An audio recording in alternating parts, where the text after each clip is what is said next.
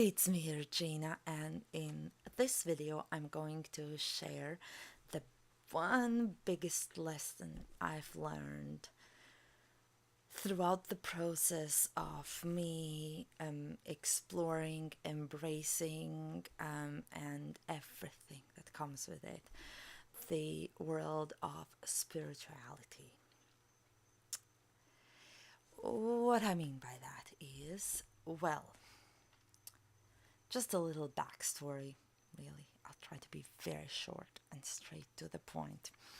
To understand where I'm coming from is first 14 years of my life, I grew up in Soviet Union, in the country that was part of Soviet Union, which meant that there was no room at all about being different, sticking out, not fitting in. And like my mom said, she just told me when I was already adult in that age, she told me that throughout my childhood, she always thought to herself, why can't my daughter be normal? Which kind of tells that I wasn't really fitting in to anything, and I was forced to, not just by everything that was happening like in society in country, but also by my mom, whether it was directly or indirectly, but well, yeah, she was kind of one of the people who did care what people think, people outside of the family think, and how I should not do, or nobody should do what's different.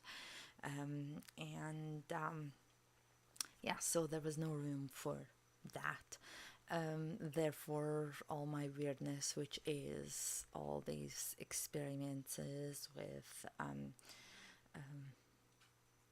dead and spirits and angels and seeing energy and colors and all that that was non-physical, I couldn't really truly embrace as a child, because of all that. And that really started to happen, the embracing all of it started to happen when I left my birth country and started to live abroad. And specifically, that was Germany, when it all really started, the embracing of it.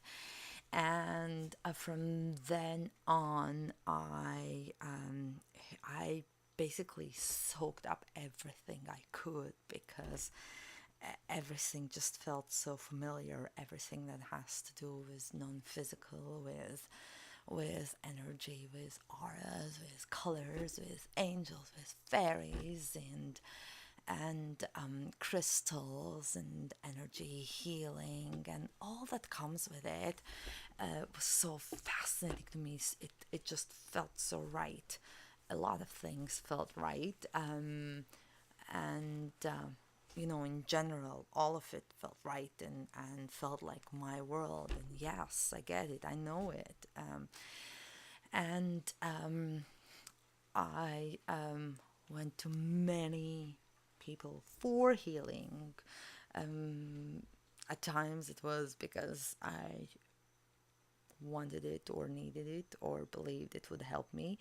At times it was because I just wanted to see what happens, how it works, what am I going to feel from this healing modality or that healing modality.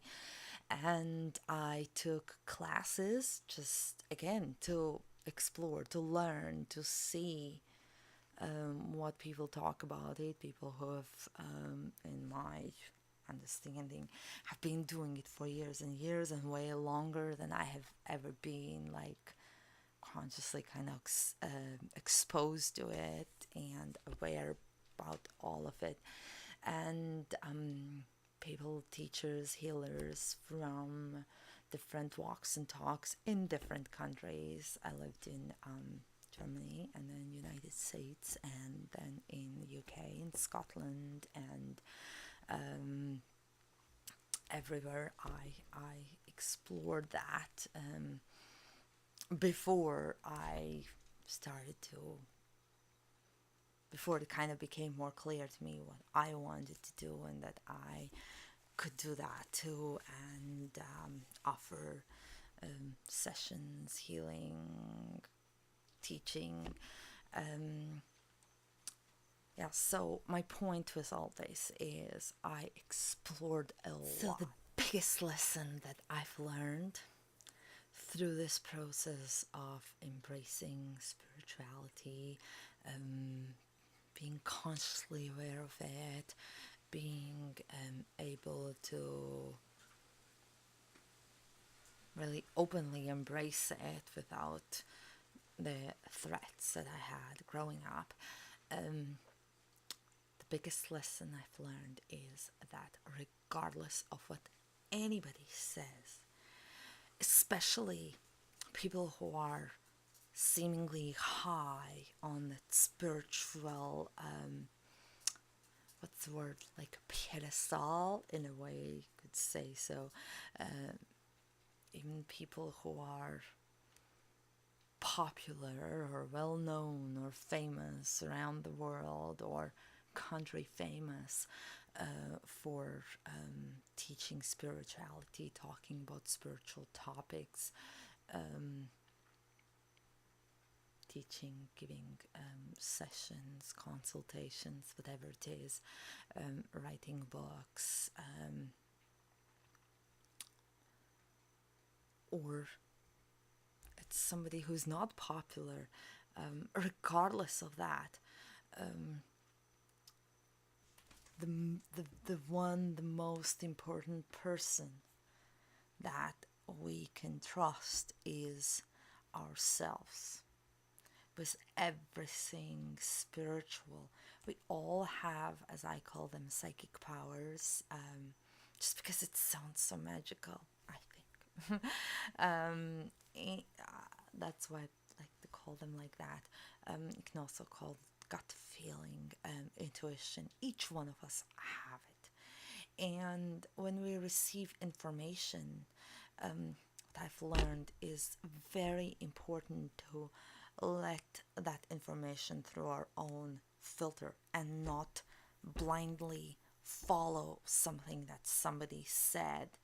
And I'll say it again, especially if it's somebody who is like super popular and famous, and not because I have something against them, but just the idea that often we tend to blindly, we humans in general, we tend to blindly follow what we are given to, and the more popular the person is, regardless of if it's a spiritual aspect of life or some other aspect of life, whatever we see on TV or so, we humans tend to kind of take it as that absolute truth, just because it's there. But that absolute, it doesn't mean, just because it's presented to us, it doesn't mean that it is that absolute truth. Somebody who we may not know, the I don't know, the guy we meet in a store, or the lady we meet in a bus stop or so, she might have more wisdom to share, or something that we really need at that moment and that time, than something we see on TV, or something that's like presented to us. And too many times, too often, I see it happen where we humans really have that sort of a tendency to blindly follow what we are given to, without even filtering it through that filter and our own filter. Because if we do that, if we really, really listen to ourselves, the more we do, the better we know ourselves, and the better we hear ourselves, that gut feeling of ours, the more we can see more clearly, we can see what is truth in all that and what isn't. because nobody is perfect, and most certainly in a spiritual community, nobody is perfect, even if people seem like they are perfect. Just saying what I see, and passing it on, because it really has been the biggest lesson of mine. And since I shared, my growing up and my experience with it, I um, I was walking quite fine line throughout this whole process of embracing at the beginning, to be taking blindly everything in, and I got burned quite a few times, and I saw other people get burned with that too. I also have seen other people continuously do that blindly following thing and losing themselves.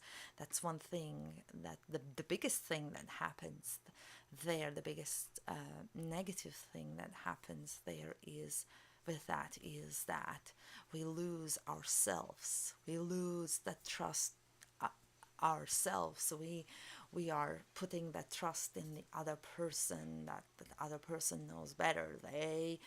Their truth is the absolute truth, and we don't know it as good. And that can be dangerous. That can be dangerous, and even in spiritual world, spiritual community, if I could call it so, it happens, and it can be dangerous, regardless of how airy and angelic and magical it might seem. It can be dangerous to both sides, to be the one who's blindly following, and to be the person who has people blindly following that person. People who are blindly following, the biggest thing that can happen there is losing themselves, their identity, their trust in themselves. And for people who have the following that is blindly following, it can very easily get into their ego and take advantage of it. And then all the whole spiritual spiritual cover for it is not that spiritual anymore in reality. And yeah, so here you have it. This is the biggest lesson that I've learned: to trust myself, and the importance of each one of us needing to trust ourselves as a top priority, before we blindly, or not so blindly, trust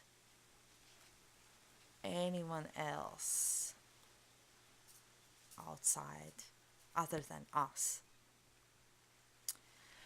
So that's it for today's video, and yeah, I'd love to hear what your thoughts are and experiences, and I'll see you in the next video. Aloha.